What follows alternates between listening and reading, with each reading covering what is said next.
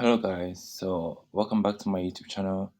My name is Drew FX, and in this video we want to talk about what happened last week and what we are expecting this week on the Forex market. So first of all, we'll start with GBP JPY. I've already recorded this video, but then I don't know what happened, but it just went off.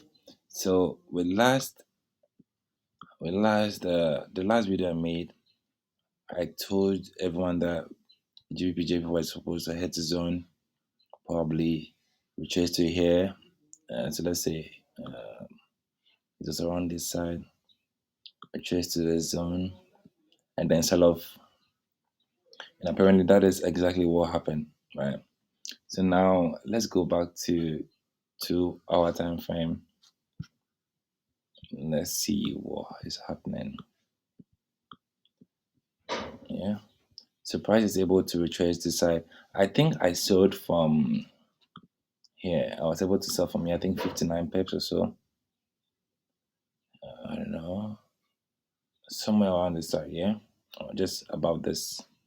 And I was targeting just a lower low. So I took my profits as somewhere here. Where and price was able to short to the side 570, but then I'm expecting price to retrace back to the nearest lower high for me to start selling again. With that, I know price is able to move here, do all its major retracement, and then sell off. See, this is also a minor zone for price to return. That is the main reason why we are looking for buys from here. That is why I drew this here. Yeah. So since market has a nearest resistance at that zone, price is gonna open probably above here, right? When price opens above here, probably move a little bit upwards.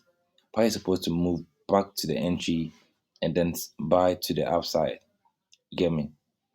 So more or less, let's go to 15 minutes. 15 minutes. Let me see. Okay, let's see.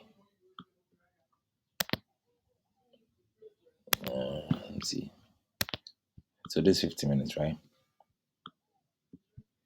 Price created a high. This is what happened before the high was created. So price came to retest it and then move towards the upside again. And what created the new high? It was this place. So now trade has to move from here, hit the zone for us to enter our buys and ride it to the upside where we can start selling off when it gets to that point, right? So let's go back to an hour time frame. And now looking up to this side, that's 300 pips, which is perfect. I think 1:5, 1:3. Yeah, I think 1:6.9, which is perfect. So we're looking for price to move down to the side, fulfill the imbalance here, and then rise to the upside for 300 pips. It makes a lot of sense. And from there, we're targeting this highs because that's the nearest lower, the lower high that created this whole zone here. So we're looking for price to come here, then we sell off from there straight to create a lower low downwards. Yeah. So that is for GBP JPY. So in this pair, I'm looking for price to sell to here to this zone and buy. Right. So I'm looking for buys on GBP JPY. So let's go back to GBP USD. With GBP USD, it's very simple, right? Price is very bearish. Price was able to create a lower low. Price are going for a retest for more sales. But then there are always scenarios when it comes to forex trading. So when price is able to break this zone, I'll look for a retracement and buy it towards direction, right? So that is the two main ideas on GBP USD. If you go back to 4 hour time frame, this is how it is. The reason why I'm targeting this high is because that is more or less an equal high. If price is able to break the zone, we're looking towards this direction, right? Okay, so let's go back to this is very simple. That's for GBP USD. So I'm looking for buys. So here probably sell off.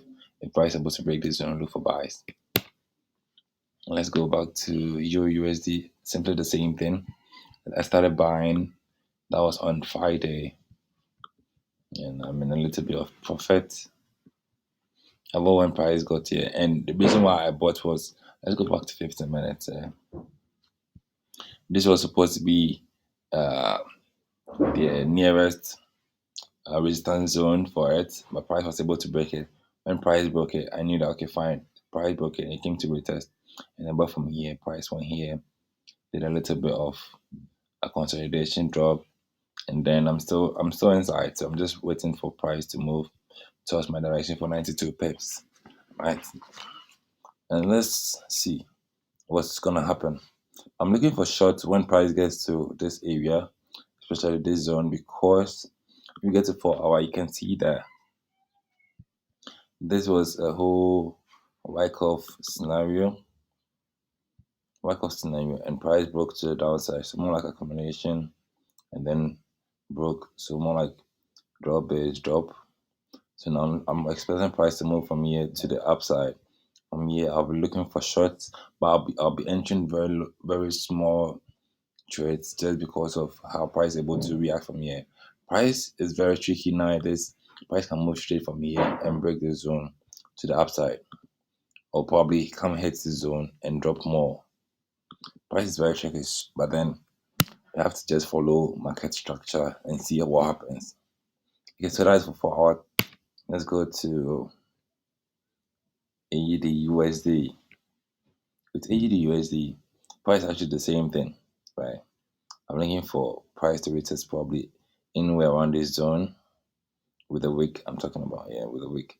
So first of all, I'd like to draw uh, this here and then go back to an hour time frame. It's an hour time frame. I think you can't see anything, but then I'll target the whole of this. The whole of this, yes, right. So let's see 15 minutes.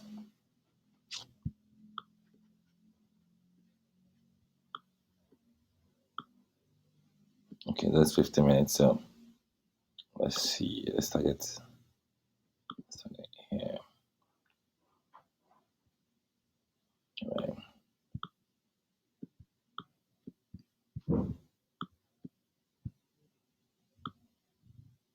We have a long way to go. So we're looking for more buys till this zone for us to start shorting. But I'll consider the whole zone here so I don't get picked up. But I won't be entering any trade on AUD USD because I have trade running already. So I'm looking for probably let's see, point retraces back to the zone. Right. Okay, so that is for AUD USD. Although I'm not considering any trade on AUD USD, but I'm looking for buys. Let's go to next currency. That is USD card. I'm also in USD card. I was expecting price to let me see. Let me wait this.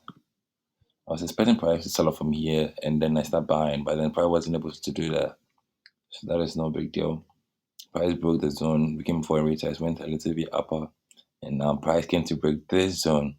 See, price broke this zone. So now it's very easy. Price wants to consolidate from here, move to the upside, and then drop from there to the downside. Pretty easy. No other way is gonna happen. That's the only way that's gonna happen. It's either price drops straight from here, comes to this zone around this area, and then pushes back up. I think this zone is too much. Yeah. So that's where I'm gonna, when price opens and probably comes to this zone, I'm gonna take partial, expect price to move towards my direction and then sell off and up and a lot for it to come to this side. Right. So that's more or less what's gonna happen on USD card. So I'm looking for more sells than buys. And I would wait for price to move towards this direction and then I'll sell off here, right? So that's for USD card. And I think the last one is this is USD CHF. So with USD CHF, I can't see any buys yet, any sells yet, sorry, because price is very bullish. So I'm only going to sell if price is able to come and create a zone here. Price is able to move to this direction, go for a retracement, and then I start selling off. Without that, I'm not entering in any sell. So more or less, let me just have to keep an eye over around this side, probably, and then I just have to. This is what I usually do. So since this is the nearest demand zone, I'll have to put it a little bit beneath it and so when price gets to that side, you know that okay, fine. The price is cutting down. So I just create and then hold. So when price is able to hit this zone, I know it's supposed to retrace and then sell up more. So now let's go to the next trade. I think card JPY. One of my favorite pairs too. Right.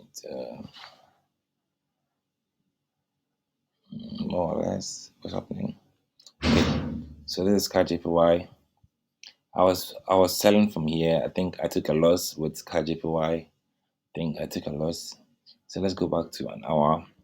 I was actually thinking price is able to respect my trend line, but then wasn't able to hit my stop loss, and then I know. So from here, price is breaking the trend line, right? Probably the next point of interest is this. So maybe price is able to move to the upside, probably hit here, and then sell off more. But then what I'm actually looking at is price. I'll start buying from here, like how I've done with the stop loss where it is right now, 40 pips stop loss. And I'll be waiting for price when it comes to that direction. So I'll start buying. When price is here, I'll look for a rejection. When price is able to reject from here, maybe more or less, if price is able to hit even here a little bit above this trade, I'll look for a retracement and then I'll start buying to the upside. That is my bias on CAD JPY. More bias, GP, more bias. Mostly all my trades move in the same direction, so more or less. And I'm targeting these zones just for it to create an equal highs on the 4 hour time frame. Yeah, because that's also a point of interest. So yeah, that is what I'm looking for. More buys than sells on CAD JPY. So that is it for this video. Thanks for watching, and I'll catch you in the next video.